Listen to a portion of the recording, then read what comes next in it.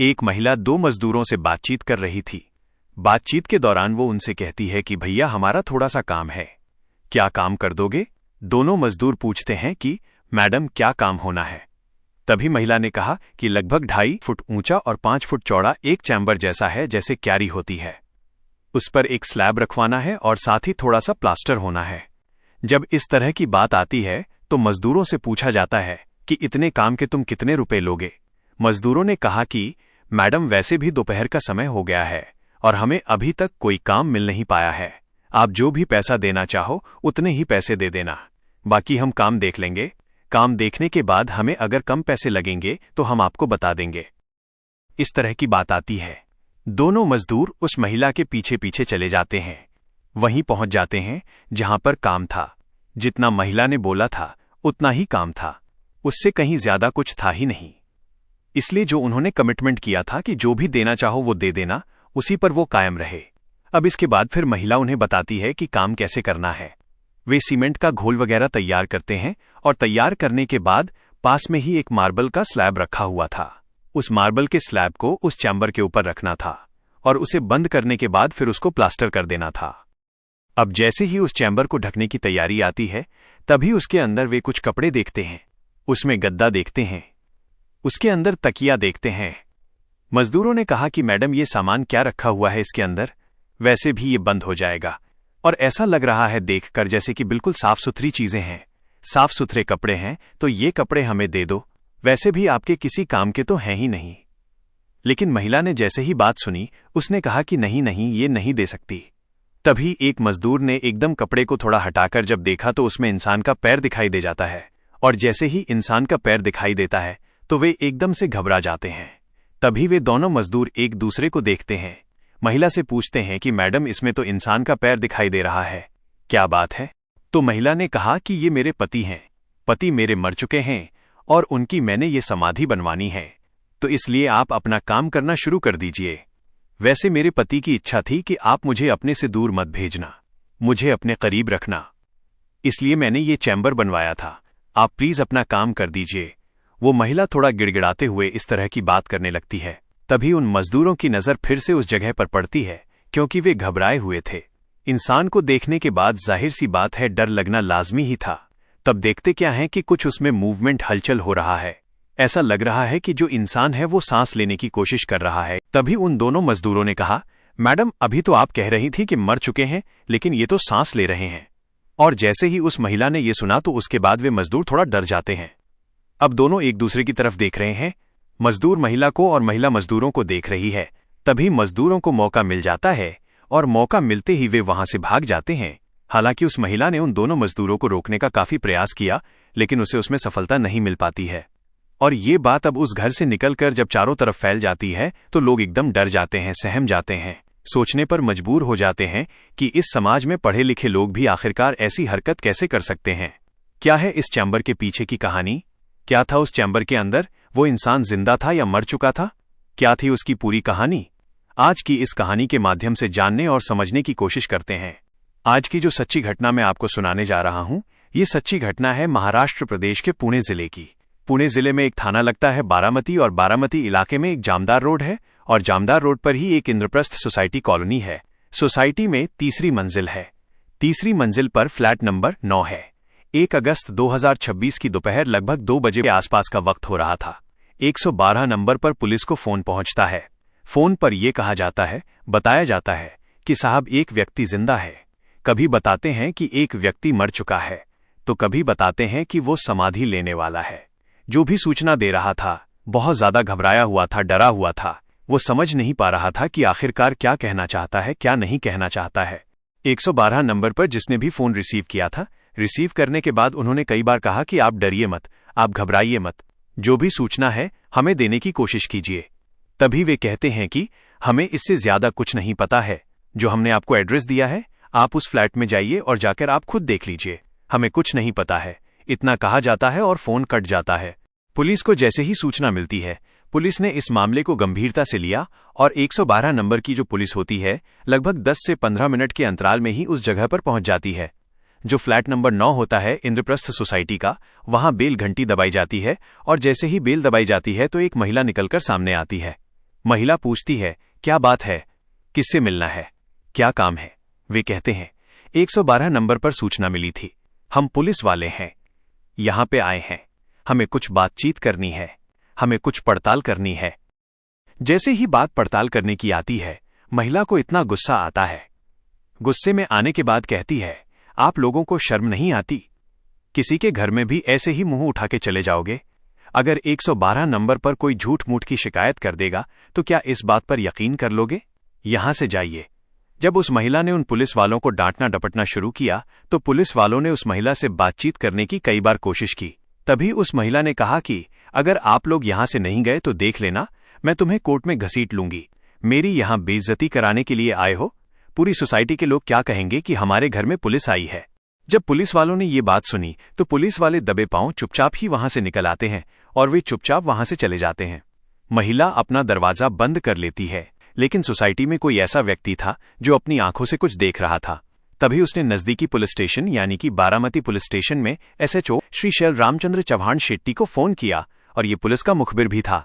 Police को सूचना देता है कि हेलो सर, आप इस खबर को वैसे ही लोगे जैसे 112 नंबर की पुलिस ने लिया है या सीरियस लेने की जरूरत है। शेट्टी साहब कहते हैं कि बताइए क्या बात है, मैं क्या आपकी हेल्प कर सकता हूं? उसने कहा कि एक सटीक बेहतरीन इन्फॉर्मेशन दे रहा हूं। हाफ मर्डर हो चुका है, हाफ होना बाकी है। अगर आप जरा सा भी लेट हो जाते हैं तो बात खराब हो जाएगी। आपके पास बहुत चंद मिनटों का, चंद सेकंडों का टाइम है, जल्दी से चले जाइए। जब इस तरह की बात आती है तो इंस्पेक्टर इस मामले को गंभीरता से लेता है।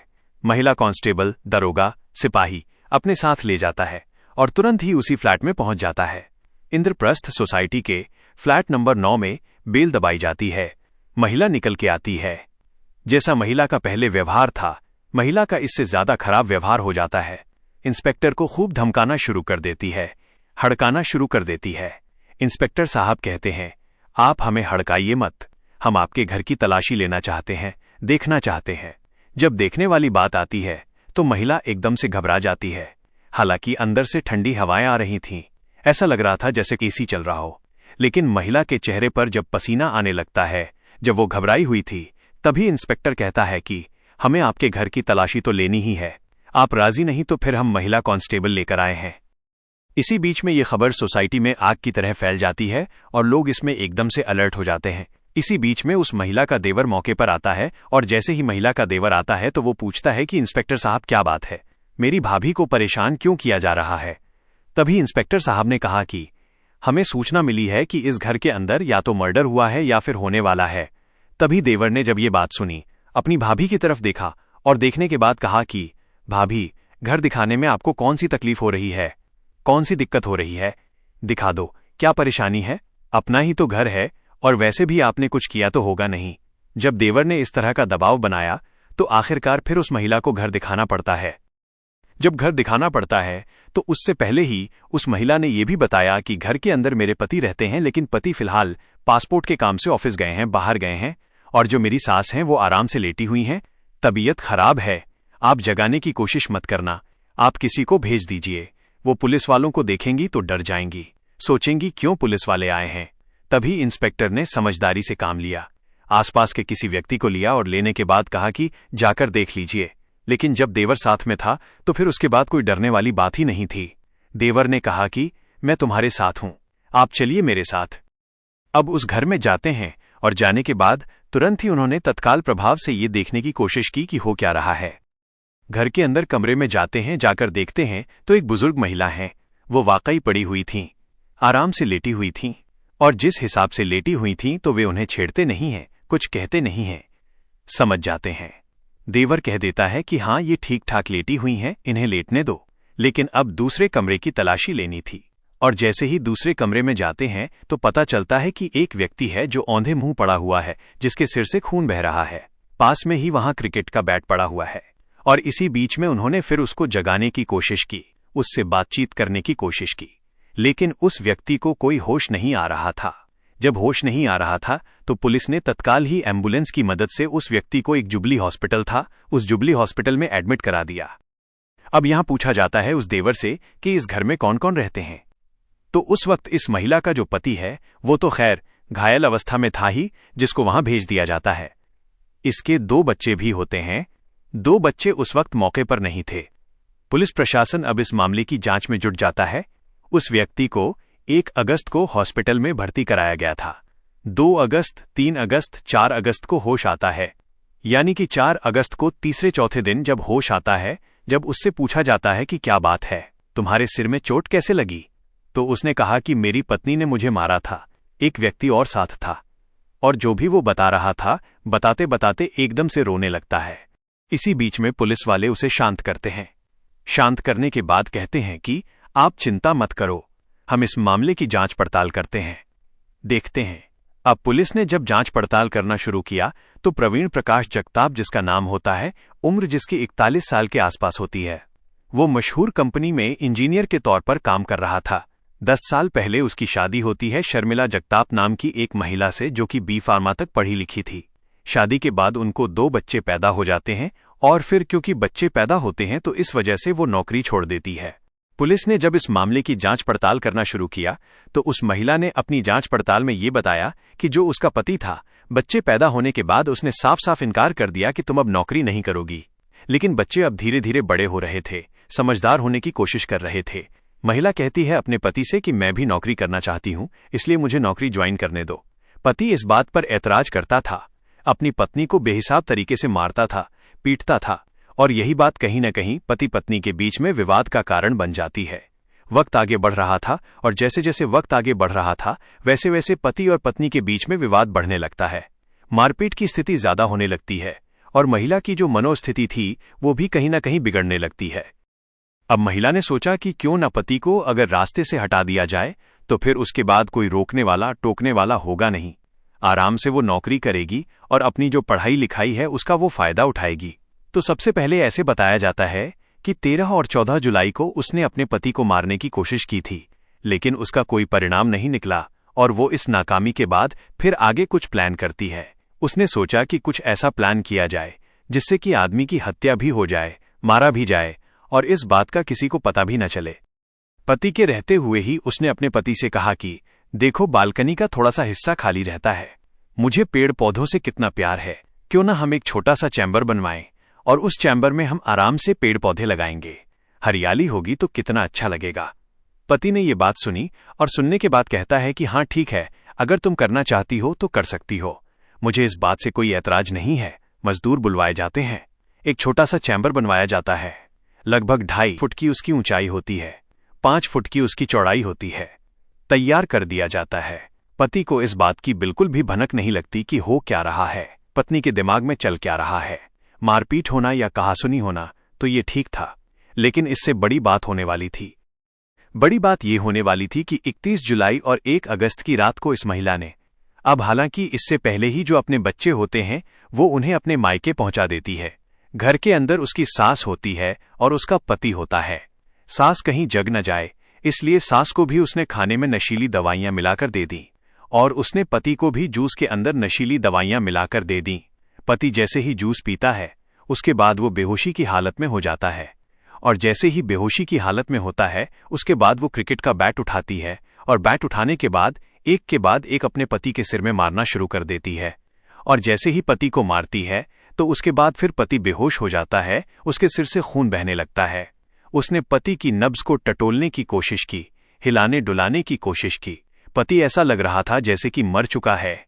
उसके बाद उसने अपने पति को चादरों में लपेटा, वहां पे चैम्बर में गद्दा रखा। गद्दा रखने के बाद उसको खींच खांच कर किसी तरकीब से ले जाकर उसके अंदर रख देती है और जो बाकी कपड़े होते हैं उन कपड़ों से ढक देती है। अब उसने पहले से ही स्लैब का इंतजाम कर रखा था, जो मार्बल का स्लैब होता है, लेकिन वो भारी था। मजदूर लाकर पहले रख तो गए थे उसको, लेकिन वो महिला अकेली उठा नहीं पाती है और जब उठा नहीं पाती है तो वो परेशान हो जाती है। 1 अगस्त 2026 की दोपहर का समय हो रहा था। तभी उसने सोचा कि क्यों न 2 मजदूरों को बुलाया जाए। मजदूरों के पास जाती है। उन मजदूरों के पास काम नहीं था, उन्हें काम की जरूरत थी। उनसे बातचीत तय कर ली जाती है। मजदूरों को बताया जाता है कि थोड़ा सा प्लास्टर करना है और ये स्लैब उठा के ऊपर रखना है, बाकी कुछ भी नहीं करना है। मजदूर पहुंच जाते हैं और जब मजदूर जाते हैं तो उन्हें कपड़े पसंद आ जाते हैं, नए कपड़े होते हैं। बस ये सोचकर कि देखो मैडम, आप इन कपड़ों को वैसे भी इसके अंदर पैक कर रही हो, अगर हमें दे दोगी तो क्या जाएगा आपका। तभी ये महिला कहती है, नहीं नहीं, मैं नहीं दे सकती। मजदूरों को पैर दिखाई दे जाता है और जब पैर दिखाई देता है तब महिला से पूछा जाता है तो महिला कहती है कि मेरा पति मर चुका है, मैं उनकी समाधि बना रही हूं, उनकी अंतिम इच्छा है, अंतिम इच्छा पूरी कर रही हूं, भैया हो सके तो अंतिम इच्छा पूरी करवा दीजिए।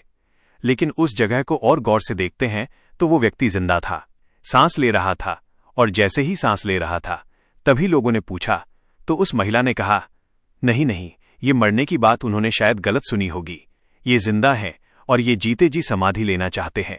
तभी ये मजदूर भागते हैं। पुलिस को 112 नंबर पर फोन कर रहे थे। मजदूर थे, ज्यादा पढ़े लिखे नहीं थे, लेकिन आज सोशल मीडिया के माध्यम से उन्हें बहुत सारी जानकारी थी। 112 नंबर पर फोन जरूर करते हैं, लेकिन पुलिस तक बात पहुंच जाती है और पुलिस 112 नंबर वाली समझ नहीं पाई। महिला इतनी चालाकी से अपना काम कर गई थी। लेकिन जब बात एसएचओ तक पहुंचती है, एसएचओ ने इस महिला से जब पूछताछ करना शुरू किया तब पता चला कि वो महिला अपने पति का मर्डर करना चाहती थी। 13 और 14 जुलाई वाली बात जो आती है, पास में कुल्हाड़ी भी पाई जाती है। अभी बहुत सारे पहलू हैं। पुलिस बहुत सारे पहलुओं की जांच पड़ताल करना चाह रही है। पति को होश आ जाता है, पूरी कहानी बयां करता है। जो बयां कर रहा था तो वो फूट फूट कर बहुत ज्यादा रोने लगता है। बार बार वो एक ही बात कह रहा था कि मेरी पत्नी के साथ कोई और व्यक्ति था। क्या बाकी और व्यक्ति था या नहीं था, ये तो खैर पुलिस की जांच के बाद स्पष्ट हो सकेगा। लेकिन फिलहाल पुलिस ने उस महिला को गिरफ्तार किया। गिरफ्तार करने के बाद उसको जेल भेजा और 5 अगस्त 2026 को इस मामले में एक एफआईआर भी दर्ज कर ली जाती है, उस व्यक्ति के पिता की तहरीर के आधार पर। इस घटना ने पूरे इलाके में सनसनी फैला दी। पूरी सोसाइटी में लोग डरे हुए हैं और सहमे हुए हैं। यह सोचने पर मजबूर हैं कि आखिरकार वो महिला कर क्या रही थी। क्यों वो अपने पति को मारना चाहती थी? सिर्फ इसलिए कि उसका पति उसको नौकरी नहीं करने दे रहा था, या सिर्फ इसलिए कि इस तरह की खबरें आजकल बहुत ज्यादा चल रही हैं कि महिलाएं अपने पति को मार रही हैं। लेकिन यह पति बड़ा ही भाग्यशाली निकला, बहुत ही लकी निकला कि ये मरने से पहले ही जीवित हो गया। नहीं तो जिंदा आराम से उसमें दफन हो जाता और फिर वो कितना ही चीखता, कितना ही चिल्लाता, उसका कभी पता नहीं चलता। लेकिन भला हो उस व्यक्ति का जो सोसाइटी में था। उसकी नजर पड़ जाती है उस चैम्बर पर, क्योंकि 112 नंबर की पुलिस तो फेल हो चुकी थी। तब उसने थानेदार को फोन किया और थानेदार को फोन करने के बाद पूरी कहानी बयां की। तभी सच्चाई लोगों के सामने आई। दोस्तों, इस पूरे घटनाक्रम को सुनाने का उद्देश्य किसी को परेशान करना नहीं है, किसी का दिल दुखाना नहीं है, बल्कि आपको जागरूक करना है, आपको सचेत करना है। आप जहां भी रहें अपना ख्याल रखें, सुरक्षित रहें। जय हिंद, जय भारत।